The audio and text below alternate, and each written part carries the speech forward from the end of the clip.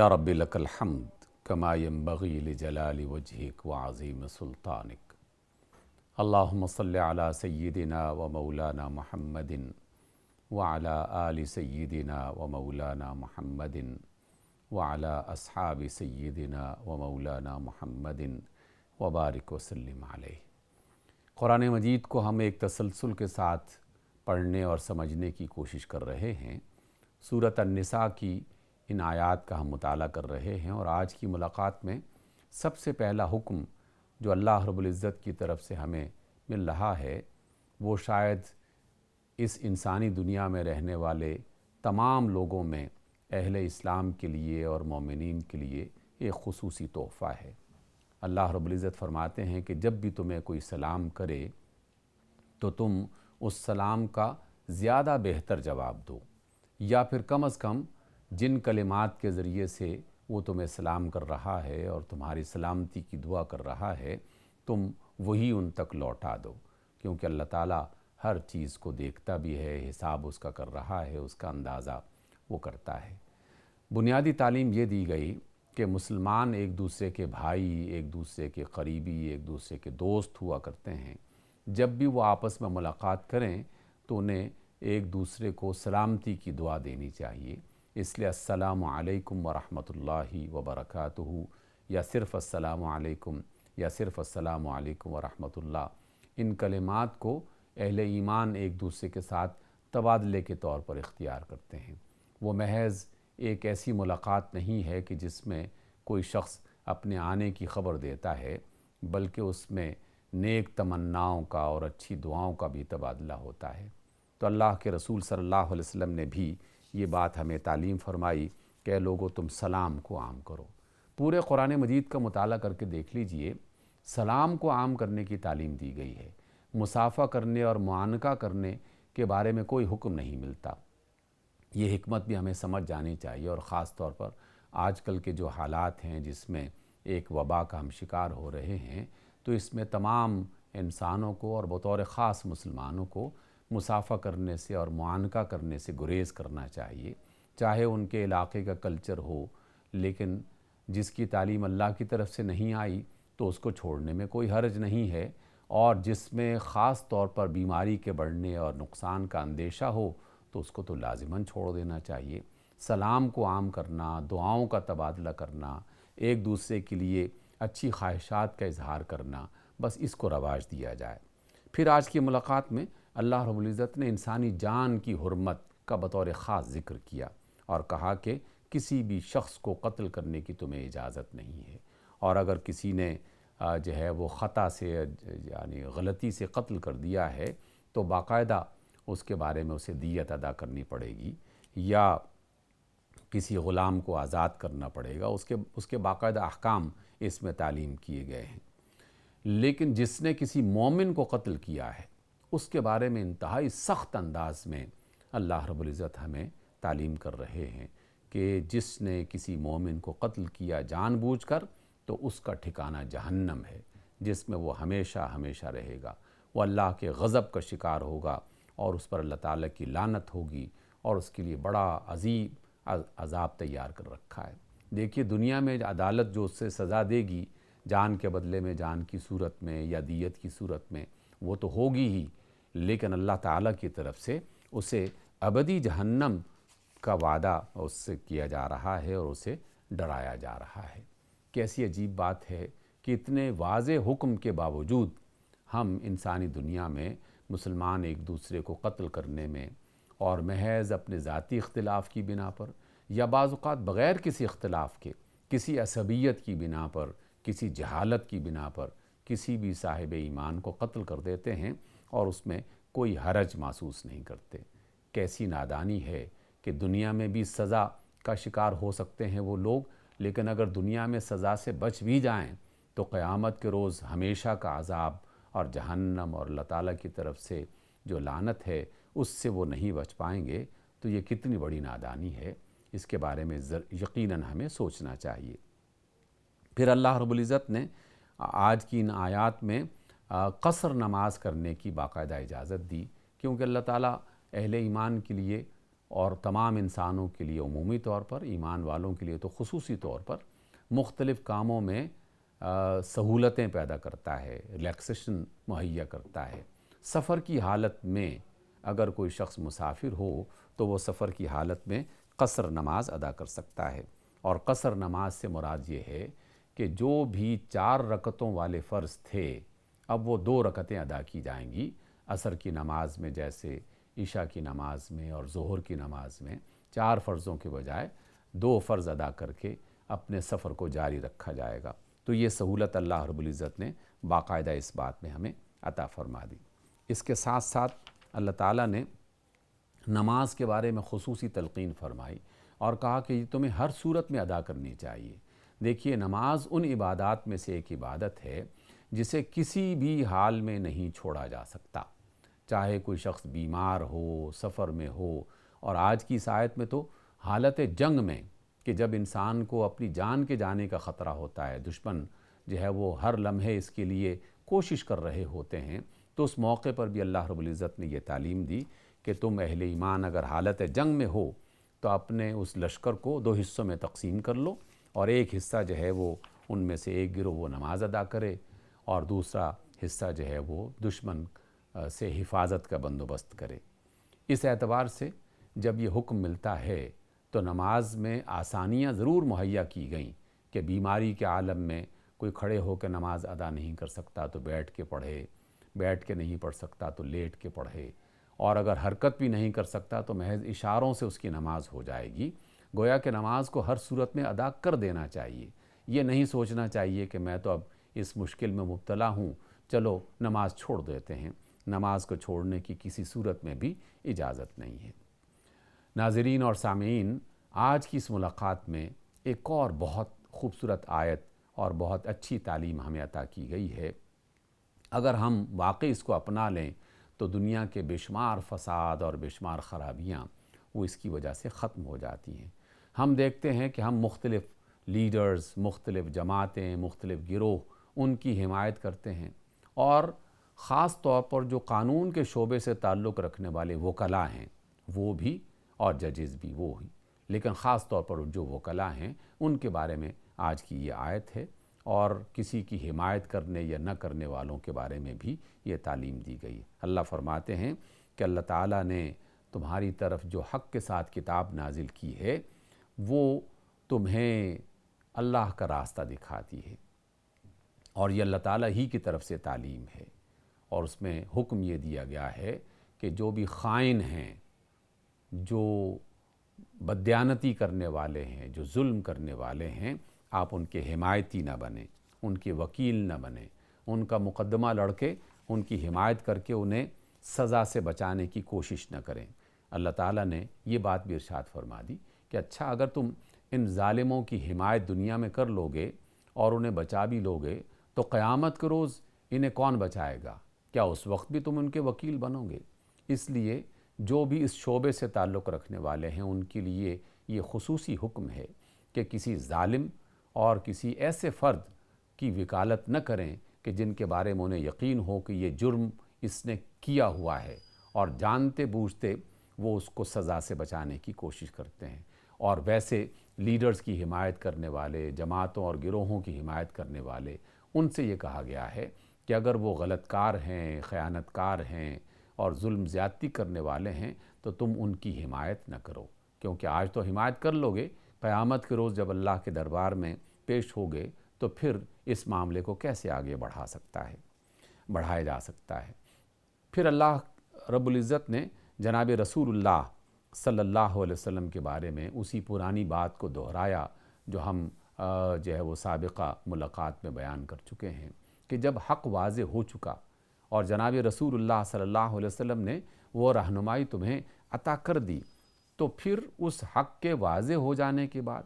اور رہنمائی کے مل جانے کے بعد رسول اللہ صلی اللہ علیہ وسلم کی کسی صورت میں بھی تمہیں مخالفت نہیں کرنی چاہیے، کیونکہ اگر ایسا کیا جائے گا تو پھر اللہ تعالیٰ کے عذاب کے تم مستحق ہو جاؤ گے۔ آج کی ملاقات میں ایک اور بات بھی کہ جس کی وجہ سے معاشرے میں عدل قائم ہو سکتا ہے اس کی تعلیم دی گئی ہے۔ دنیا میں عدل قائم کرنے کے لیے صحیح اور سچی گواہی یہ وہ بنیاد بنتی ہے کہ جس کی وجہ سے ظالم کو اس کے ظلم کی سزا ملتی ہے اور مظلوم کو حفاظت کا ذریعہ اور موقع ملتا ہے۔ لیکن اگر جھوٹ بول کر، جھوٹی گواہی دے کر ظالم کی حمایت کی جائے گی تو ہو سکتا ہے کہ اس جھوٹی گواہی کی بنا پر ظالم بچ جائے اور مظلوم مزید ظلم کا شکار ہو جائے۔ تو اللہ تعالیٰ نے باقاعدہ اس بات کی تعلیم دی کہ جب بھی کسی موقع پر تمہیں گواہی دینے کا موقع ملے تو وہ دیانت اور سچائی کی بنیاد پر دینا چاہیے، چاہے وہ گواہی تمہارے اپنے خلاف کیوں نہ جاتی ہو، تمہارے اپنے عزیز و اقارب والدین کے خلاف کیوں نہ جاتی ہو اور تمہارے پسندیدہ لوگوں کے خلاف کیوں نہ جاتی ہو، تمہیں تو سچ بولنا ہے اور سچی گواہی کو اختیار کرنا ہے۔ جناب رسول اللہ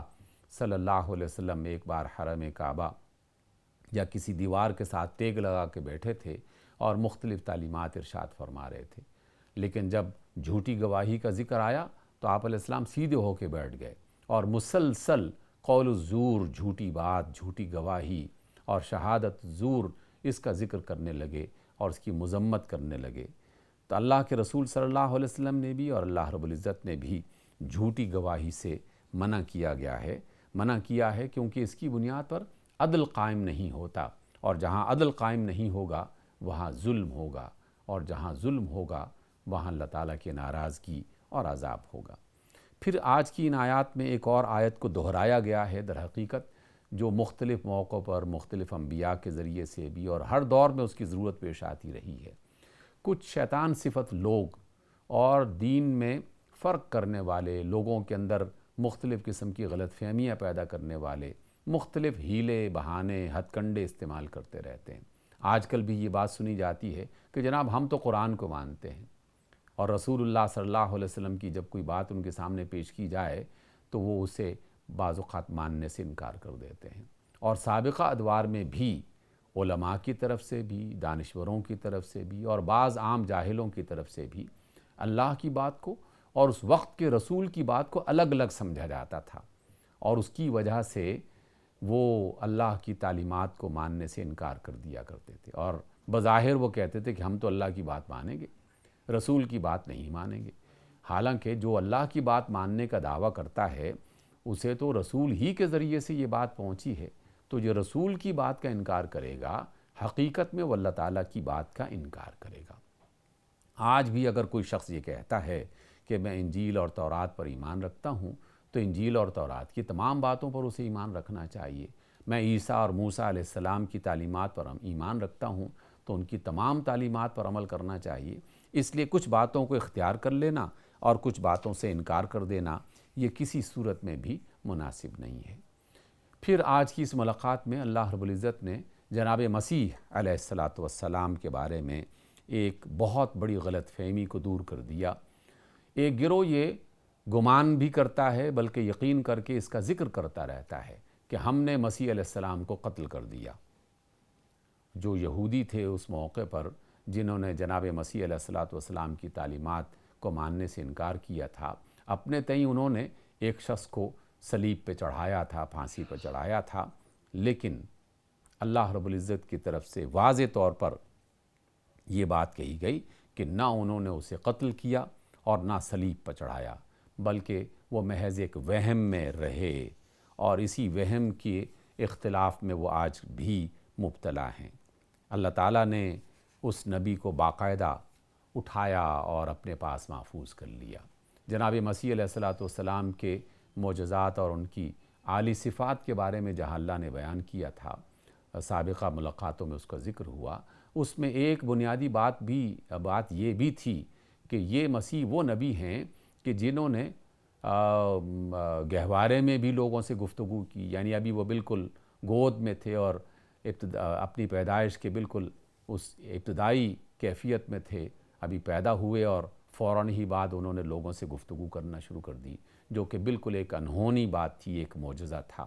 لیکن اس میں یہ بھی کہا گیا کہ یہی نبی بڑھاپے میں بھی لوگوں سے بات کرے گا۔ پہلی بات یہ ہے کہ بڑھاپے میں بات کرنا بذات خود کوئی ایسا معجزہ نہیں تھا، لیکن لوگ جانتے ہیں کہ جناب مسیح علیہ السلام ان کے خیال کے مطابق اگر صلیب پر چڑھا دیے گئے ہیں یا انہیں قتل کر دیا گیا ہے تو وہ تو جوانی کی حالت تھی، تو ابھی تو ان پر بڑھاپا آیا ہی نہیں تھا، تو جب بڑھاپے میں انہیں بولنے کی یہ طاقت دی جائے گی تو یقیناً خود بخود یہ بات واضح ہوتی ہے کہ اللہ رب العزت نے انہیں نہ سولی پہ چڑھانے کا موقع دیا اور نہ ہی انہیں قتل کرنے کا موقع دیا، بلکہ اپنی خاص قدرت کی بنیاد پر اپنے ہاں جناب مسیح علیہ السلام کو اٹھا لیا، اور پھر قرب قیامت میں انہیں زمین پر دوبارہ نازل کیا جائے گا، اور اس میں وہ عمر کے اور زندگی کے ان مراحل سے گزریں گے کہ جس کی بنا پر یہ بات کہی جا سکتی ہے کہ وہ بڑھاپے میں بات کریں گے۔ گویا کہ یہ واضح کر دیا گیا کہ مسیح علیہ السلام وہ جناب مریم کے بیٹے ہیں، وہ اللہ کے بیٹے نہیں ہیں، اور اللہ رب العزت نے ان کی زندگی اور ان کے دوبارہ اٹھائے جانے اور ان کے دوبارہ یہاں پر بھیجے جانے کے بارے میں باقاعدہ فیصلہ کر رکھا ہے۔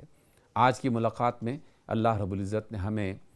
مختلف حرام چیزوں کے بارے میں بھی تعلیم فرمائی اور کہا کہ مسلمانوں کے لیے مردار کا کھانا جائز نہیں ہے، خنزیر کا گوشت ان کے لیے حرام ہے، اور ہر وہ چیز جو غیر اللہ کے نام پر چھوڑی گئی ہو یا قربان کی گئی ہو یا خیرات کی جا رہی ہو، جیسے بتوں کے نام پر، غیر اللہ کے نام پر جو لوگ کیا کرتے تھے، تو اللہ نے اسے بھی حرام کر دیا۔ اور اس کے علاوہ فرمایا کہ جو جانور بھی ایسے مر جائیں کہ جن میں سے کسی کا گلا گھٹ گیا ہے، کسی کو چوٹ لگ گئی ہے، کسی کو سینگ لگ گیا ہے، کسی کو درندوں نے آدھا کھا لیا ہے اور آدھا بچا ہوا ہے،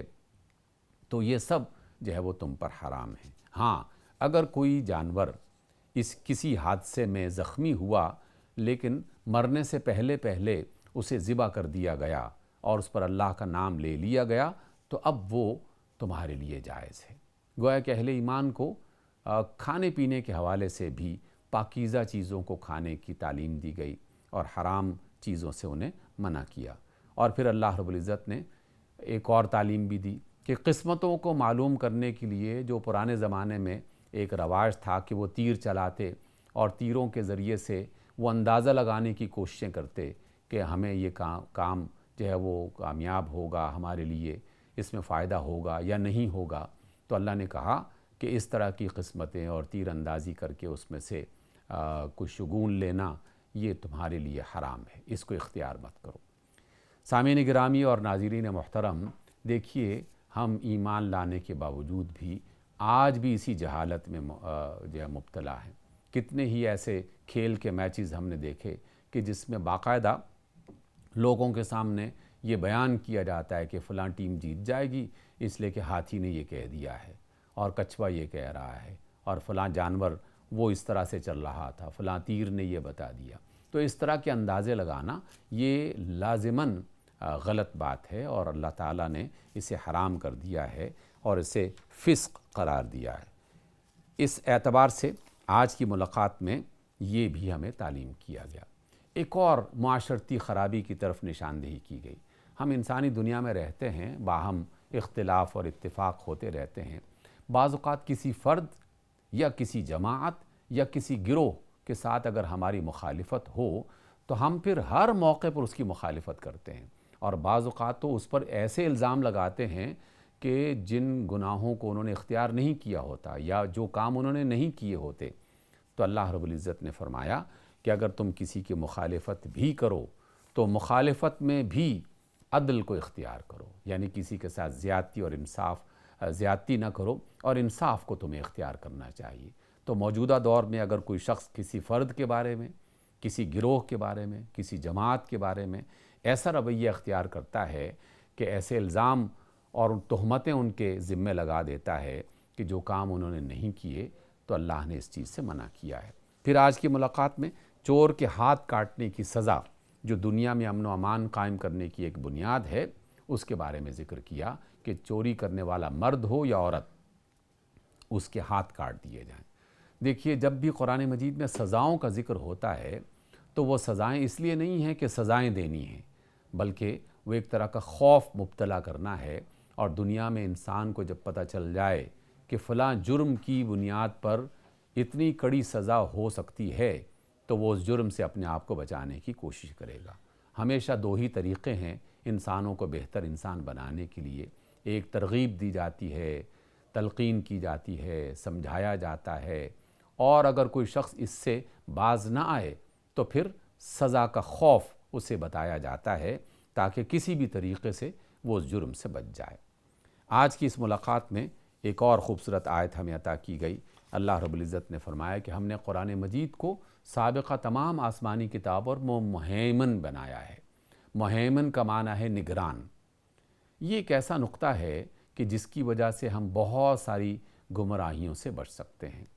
کہنے کے تو یہ کہا جاتا ہے کہ ہم تورات پر ایمان لائے، ہم انجیل پر ایمان لائے، ہم زبور کو مانتے ہیں، لیکن اہل کتاب بعض اوقات یہ اعتراض کرتے ہیں کہ اگر تورات کو مانتے ہو تو تورات میں تو یہ لکھا ہوا ہے اور انجیل میں تو یہ لکھا ہوا ہے۔ تو اس موقع پر ہمیں کیا کرنا چاہیے؟ ہمیں یہ تعلیم دی گئی کہ تورات اور انجیل کی وہ شکلیں جو آج کل موجود ہیں، یہ یقینی ہے کہ اس میں بہت ساری باتیں انسانوں نے خود سے شامل کر دی ہیں۔ اب کیسے جانا جائے کہ اس میں کون سی بات اللہ کی طرف سے ہے اور کون سی بات لوگوں نے خود سے اس میں شامل کر دی ہے؟ تو قرآن مجید ایک کسوٹی بنتا ہے۔ اگر تورات اور انجیل کی، زبور کی، سابقہ آسمانی کتابوں میں سے کسی کتاب کی کوئی ایسی بات جو قرآن کی تعلیم سے ٹکراتی ہو تو ہم یہ کہیں گے کہ یہ اللہ کا کلام نہیں ہو سکتا۔ مثلا اگر کسی کتاب میں یہ لکھا ہے کہ فلاں نبی اللہ کا بیٹا ہے تو قرآن مجید اس کی بالکل واضح انداز میں نفی کرتا ہے، اور یہ ممکن نہیں ہو سکتا کہ اللہ اپنی کسی کتاب میں یہ کہے کہ فلاں میرا بیٹا ہے اور کسی دوسری کتاب میں یہ کہے کہ لم یلد ولم یولد، نہ اس کی کوئی اولاد ہے اور نہ وہ کوئی کسی کی اولاد ہے۔ تو اس اعتبار سے کسوٹی کو، قرآن مجید کو کسوٹی بناتے ہوئے اس کا جائزہ لیا جا سکتا ہے کہ کون سی بات صحیح ہے اور کون سی بات درست نہیں ہے۔ پھر اس میں ایک تعلیم دی گئی کہ لوگوں، جو تم ایمان لائے ہو تو پھر جو ایمان والے نہیں ہیں انہیں بھی اپنا دوست مت بناؤ، اور خاص طور پر وہ لوگ کہ جو دین کا مذاق اڑاتے ہیں،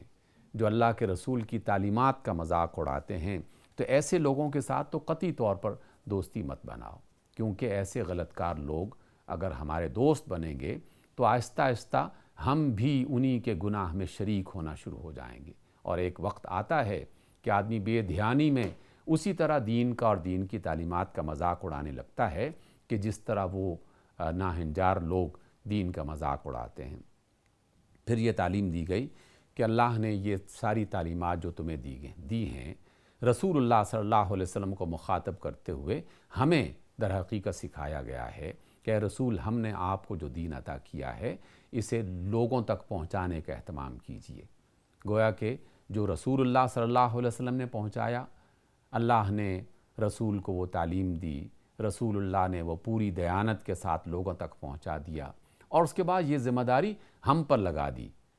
خطبہ حجۃ الوداع کے اختتام میں یہ بات کہی گئی کہ جو موجود ہیں وہ ان پیغامات کو ان تک پہنچا دیں جو موجود نہیں ہیں، اور پھر یہ سلسلہ قیامت تک چلتا رہے گا۔ گویا کہ اب ہماری یہ ذمہ داری ہے، اور اسی ذمہ داری کا ایک یہ انداز ہے کہ جو ہم بحریہ یونیورسٹی کے اس پروگرام کی صورت میں اختیار کر رہے ہیں کہ ہم قرآن مجید میں اللہ تعالیٰ کی تعلیمات کو سیکھنے کی کوشش کر رہے ہیں۔ جناب مسیح علیہ السلام کے بارے میں اس بات کو دہرایا گیا کہ مسیح علیہ السلام کے بارے میں الٹے سیدھے خیالات اور عقیدے مت بناؤ، وہ بس اللہ کے رسول تھے، اور اللہ کا رسول ہونا یہ بہت بڑا رتبہ ہے اور بہت بڑی عزت کا مقام ہے۔ انہیں بس رسول مانا جائے اور اس کے علاوہ دیگر جو مختلف عقیدے تم لوگوں نے گھڑ رکھے ہیں ان سے گریز کیا جائے۔ آج کی ملاقات میں اختتام میں دو باتیں جو ہمیں سکھائی گئیں۔ پہلی بات یہ کہ جو ایمان والے ہیں، جو اللہ سے محبت رکھتے ہیں، جو اللہ کے رسول سے محبت رکھتے ہیں، جب بھی ان کے سامنے اللہ کی اور اس کے رسول کی کوئی بات کہی جاتی ہے تو وہ اسے باقاعدہ قبول بھی کرتے ہیں اور ان کے دل پہ اثر ہوتا ہے، اور بعض اوقات یہ اثر اس قدر شدید ہوتا ہے کہ ان کی آنکھیں اشکبار ہو جاتی ہیں۔ قرآن مجید میں کہا کہ جب ان لوگوں کے سامنے قرآن کی آیات پڑھی جاتی ہیں تو ان کی جلد، یعنی ان کی جو جسم کی جلد ہے وہ کانپنے لگتی ہے، اور وہ کبھی اللہ تعالیٰ کا جلال اپنے دل میں محسوس کرتے ہیں، کبھی جمال محسوس کرتے ہیں، کبھی جنتوں کی رغبت محسوس کرتے ہیں، کبھی جہنم کا خوف محسوس کرتے ہیں، اور اسی کیفیت میں بعض اوقات ان کی آنکھیں اشکبار ہو جاتی ہیں۔ ایک رقیق القلب یعنی نرم دل والا انسان جو مختلف حوالوں سے اللہ کی محبت میں، اللہ کے رسول کی محبت میں آنسو بہاتا ہے، اللہ تعالیٰ ایسے انسان کو پسند کرتا ہے۔ رسول اللہ صلی اللہ علیہ وسلم نے فرمایا کہ 2 قطرے اللہ کو بہت پسند ہیں۔ ایک قتال کے میدان میں جہاد کرتے ہوئے جو خون کا قطرہ ہے کسی انسان کا جو بہے تو اللہ تعالیٰ کو وہ قطرہ پسند ہے، اور دوسرا وہ قطرہ جو آنسو کی شکل میں اللہ کی محبت اور اللہ تعالیٰ کے جلال کے خوف کی بنا پر نکلے، اللہ تعالیٰ کو یہ دونوں قطرے بہت ہی پسند ہیں۔ اور آخری بات جو آج کی ان آیات میں ہم سیکھ رہے ہیں کہ اللہ رب العزت نے قسم کے بارے میں ہمیں تعلیم کی۔ اس سے پہلے ہم پڑھ چکے ہیں کہ جس شخص کو عادت ہو کہ وہ بات بات پر قسم کھاتا ہے تو چلیں اس پر تو کوئی کفارہ نہیں ہے، اگرچہ اسے ناپسند کیا گیا، لیکن جس شخص نے باقاعدہ ارادہ کر کے، نیت کر کے کسی کام کی قسم کھائی، کسی بات کی قسم کھائی اور پھر وہ اسے پورا نہیں کر پا رہا یا کر نہیں رہا تو پھر اسے کفارہ دینا چاہیے۔ اور کفارہ کیا ہے؟ یا تو 10 مسکینوں کو کھانا کھلائے اور یا پھر 3 روزے رکھے، یہ اس قسم کا کفارہ ہے۔ اس اعتبار سے ہمیں یہ تعلیم کیا گیا جو قسم کھائی جائے وہ سوچ سمجھ کر، اور وہ والی قسم کھائی جائے کہ جسے واقعی انسان پورا کر سکتا ہو۔ اس کے بارے میں فقہا نے یہ بھی کہا ہے کہ اگر کسی شخص نے کوئی ایسی قسم کھا لی ہے